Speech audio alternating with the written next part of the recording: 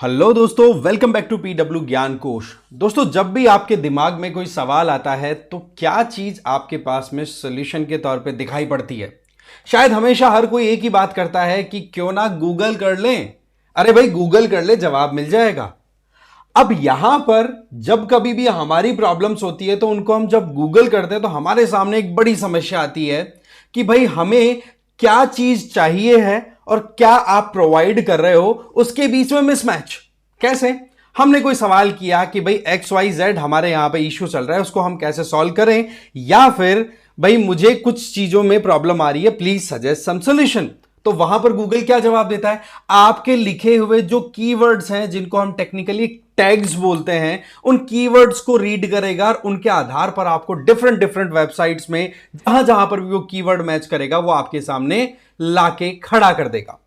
पर सवाल यह आता है कि एक आम आदमी के लिए उन कीवर्ड्स का यूज करते हुए और सर्च करना कि भाई मेरे को जो सॉल्यूशन चाहिए वो मिलेगा कि नहीं मिलेगा, उसमें प्रॉब्लम आती थी।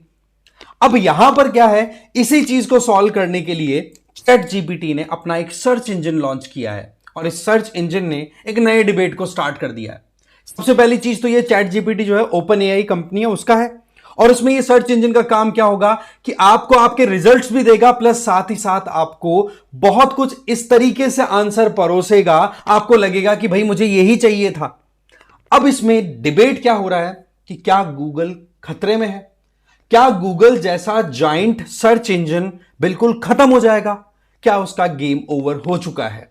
अब देखो, इन चीजों को हम आगे समझें उससे पहले आप लोगों के लिए एक सिंपल सी अनाउंसमेंट है। पीडब्ल्यू ओनली आईएएस की तरफ से आप लोगों के लिए यूपीएससी फाउंडेशन कोर्सेज रन कराए जा रहे हैं। अगर 2026 की तैयारी कर रहे हो, हिंदी या इंग्लिश मीडियम से आपको तैयारी करनी है, तो संकल्प बैच आपके लिए बहुत बेस्ट है। सिमिलरली आप इंग्लिश मीडियम से हैं 2026 के लिए, तो टाइटन ज्वाइन कर लो। इसी तरीके से 2025 का जो आपके सामने एग्जाम आ रहा है उसकी प्रिपरेशन कर रहे हो तो प्रहार 2025 ले लो, और इंग्लिश में ले रहे हो तो टाइटन 2025 ले लो। इनमें आपको लाइव रिकॉर्डेड क्लासेस फैसिलिटेट करी जाएंगी। सीसेट की भी आपको प्रिपरेशन पैरेलली कराई जाएगी, जिसमें एमसीक्यूज, आपके जीएस, सीसेट और आपके मेंस के आंसर राइटिंग प्रैक्टिस कराई जाएगी। और उसके अलावा आपको स्टडी मटेरियल भी प्रोवाइड किया जाएगा, जिसके चलते आपको इधर उधर भटकने की नौबत नहीं आएगी। एडमिशंस आर ओपन, कर सकते हैं आप कांटेक्ट। लिंक है इसका पूरा डिटेल डिस्क्रिप्शन बॉक्स में मिल जाएगा। ओके, रेट एकदम माइन्यूट, 8,000 से भी कम, शायद इतना तो रेंट ही दे देते हैं। खैर कोई बात नहीं। अब मुद्दा कुछ ऐसा है कि चैट जीपीटी ने सर्च इंजन अपना लॉन्च कर दिया, तो वहां पर क्या गूगल सर्च इंजन अब खतरे में है? अब देखो, यहां पर हमें समझना होगा कि ये चैट जीपीटी काम कैसे करता है। आपने अपनी कोई भी प्रॉब्लम आई हो तो सॉल्व करने के लिए मुझे लगता है कि suggest some key points, suggest some important sequence about this topic, ऐसे टॉपिक, कुछ भी आपने सर्च किया तो आपको वहां पर सॉल्यूशन चैट जीपीटी दे देता है। अब वहां पर उसमें से आपको जो भी काम की चीजें लगती है आप उसको ले लेते हो। बट पॉइंट इज कि गूगल के साथ में कैसे कॉम्पीट करेगा। सबसे पहले तो हमें यह पता होना चाहिए कि ये जो आर्टिफिशियल इंटेलिजेंस बेस्ड जो मॉडल्स होते हैं काम कैसे करते हैं। ये काम करते हैं लार्ज लैंग्वेज मॉडल के कॉन्सेप्ट पे। इसका मतलब सिंपल है कि आप जो कुछ भी इंटरनेट पे कर रहे हो आप अपने डिवाइस से, तो आप जो अपनी रिक्वायरमेंट फुलफिल कर रहे हो उस डिवाइस का यूज करके, इंटरनेट का यूज करते हुए, वैसे ही आपके बिहेवियर को, आपकी टेंडेंसीज को वो डिवाइस भी तो कहीं ना कहीं आगे कन्वे कर रहा है, और उसी के आधार पर आपकी जो सोच है, आपकी जो समझ है, उसी के अकॉर्डिंग आपको नेक्स्ट जो सर्च आप करेंगे उसमें जवाब मिल जाएगा।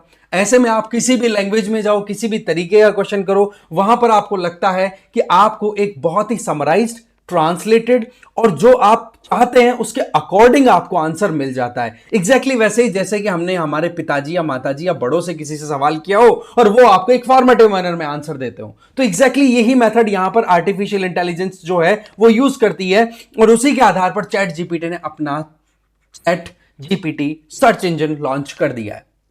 तो ऐसे में अब यहां पर हमारे सामने सवाल आता है कि क्या गूगल सर्च इंजन खतरे में है? दोस्तों, इसका जवाब एब्सोल्युटली नॉट जाएगा। हां, यह बात सही है, कंपीट कर सकते हैं। क्यों? क्योंकि आजकल हम जब सर्च करते हैं, जैसे मैं बताऊं, मैंने थोड़ा सा होता ना यार, देखो क्यूरियोसिटी रहती है, तो मैंने सवाल किया भाई, गूगल पे टाइप कर दिया भाई expected cut off UPSC prelims 2024, तो इसने जवाब मेरे को टक से निकाल के दे दिया कि भाई 2024 की जो कट ऑफ रहेगी वो इस तरीके से रहने के चांसेस हैं।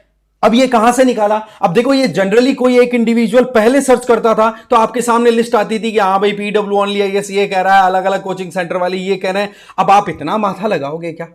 इतने में आपके सामने टक से जवाब आ गया कि देखो जी जनरल की 90 to 95 जा रही है। अब आप बाकी वेबसाइट्स पे शायद जाने की कोशिश ना करें। फिर भी अगर आपको लगे कि स्पेसिफिकली मुझे तो XYZ वेबसाइट पे जाके देखना है तो आप आगे जा सकते हैं। बट आपको शुरुआत में सजेशन दे दिया, गूगल का जो AI इंजन है दैट इज जेमिनी, वो आपके सामने एकदम आंसर देगा वैसे ही जैसे आप चाहते हो। मैंने सर्च किया कि भाई मेरे बेटे की तबीयत खराब है, आप बताओ कैसे हम उसको ट्रीट कर सकते हैं, तो उसने मुझे सजेशन दे दिए 5-6 तो नॉर्मल। और फिर उसके बाद में कहा कि भाई और जानकारी के लिए आप सीधा कांटेक्ट कर लो अपने मेडिकल प्रैक्टिशनर या फिर जो भी आपके मेडिकल आपके कंसल्टेंट है उनसे बात कर लीजिए। पॉइंट क्या निकल के आ रहा है कि यहां पर ये जो गूगल कर रहा है मोर और लेस यही काम अभी चैट जीपीटी के साथ किया है ओपन एआई ने। तो ऐसे में गूगल को थ्रेट तो नहीं कह सकते, क्योंकि गूगल जैसे और भी इंजन है, जैसे बिंग है माइक्रोसॉफ्ट का, तो उसमें भी कहीं ना कहीं जनरेटिव एआई ऑलरेडी यूज कर रहे हैं वो, जहां पर एक यूजर के बिहेवियर को, एक यूजर की टेंडेंसीज को देखते हुए फिर वो जवाब देता है। जैसे कि मैं यहां पर अगर मेरे डिवाइस का यूज कर रहा हूं यूपीएससी रिलेटेड कंटेंट को सर्च करने में, तो यहां पर आप मान के चलिए कि जब भी मैं कोई क्वेश्चन रखूंगा यहां पर गूगल पे या किसी भी सर्च इंजन के ऊपर, तो वो हमेशा ये पहले से प्लान रहेगा, प्रिडिक्टेड रहेगा कि भाई इसको यूपीएससी वाला टेस्ट चाहिए, तो अकॉर्डिंगली फिर मुझे आंसर सजेस्ट कर देगा। ये होता है एआई जनरेटिव की ब्यूटी। तो इस तरीके से ये जो डेवलपमेंट हुई है, ये वाकई में डिबेट तो स्टार्ट कर चुकी है कि क्या गूगल खत्म हो जाएगा। अब आपको जवाब तो देखो एकदम क्लियर मिल ही गया होगा, ये खत्म तो नहीं, कंपटीशन जरूर मिलेगा। अब यहां पर आप एडामेंट नहीं हो सकते, यहां पर आप बिल्कुल यूं नहीं हो सकते कि मेरी बराबरी का कोई है नहीं।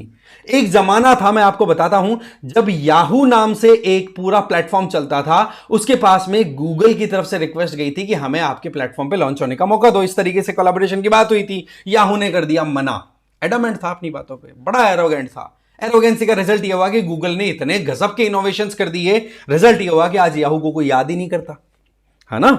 तो ऐसे ही यहां पर कई कॉम्पिटिटर्स उतर रखे हैं मार्केट में और सबने अपने अपने प्रोडक्ट तैयार कर रखे हैं, जिसमें आर्टिफिशियल इंटेलिजेंस जो है वो केवल कीवर्ड्स पे नहीं, ह्यूमन जो यूजर है उसके इमोशन, उसके टारगेटेड मैनर में उसकी पूरी स्टडी पहले से की हुई रहती है। क्योंकि आप पर्टिकुलर एक डिवाइस के थ्रू लॉग इन करके फिर आप स्टडी करने की कोशिश करते हैं अलग अलग वेबसाइट या चैट जीपीटी या फिर गूगल के थ्रू, तो वो आपका जो बिहेवियर है ना, वो मॉनिटरिंग हो रही है वहां पर, वो मशीन है, वो लर्न कर रही है आपसे, इसी को तो मशीन लर्निंग बोलते हैं, और फिर आपको और ज्यादा एनहांस्ड मैनर में आंसर देती है।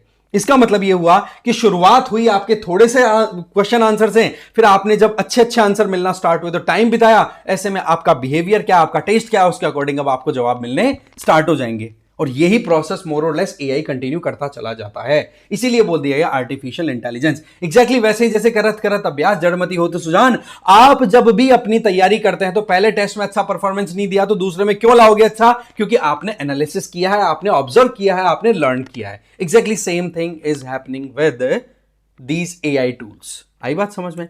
अब आप मुझे एक सवाल का जवाब दे दो दोस्तों, कि अभी रिसेंटली किसी एक कंट्री ने, उसे किसी एक कंट्री का आपको नाम बताना है जिसने सोशल मीडिया को बैन कर दिया, और दूसरा कंट्री जिसने अभी रिसेंटली अपनी तरफ से टेंडेंसी शो कर दी है कि हमारे देश के अंदर 16 साल से कम उम्र के इंडिविजुअल के लिए सोशल मीडिया कंप्लीटली बैन हो जाएगी। अब आप मुझे बता दो कि कंप्लीटली बैन करने वाला कंट्री नंबर 1 कौन है, और जिसने 16 साल के लिए अपनी टेंडेंसीज एकदम क्लियर कर दी है वो दूसरा कंट्री कौन सा है? दोनों के नाम कमेंट बॉक्स में मुझे चाहिए। ओके, आई होप आपको ये इंफॉर्मेशन अच्छी लगी होगी। इसी तरीके के इंटरेस्टिंग अपडेट्स के साथ मिलते हैं फिर से। Thank you very much for watching this video. बने रहिए पीडब्ल्यू ज्ञान कोश के साथ।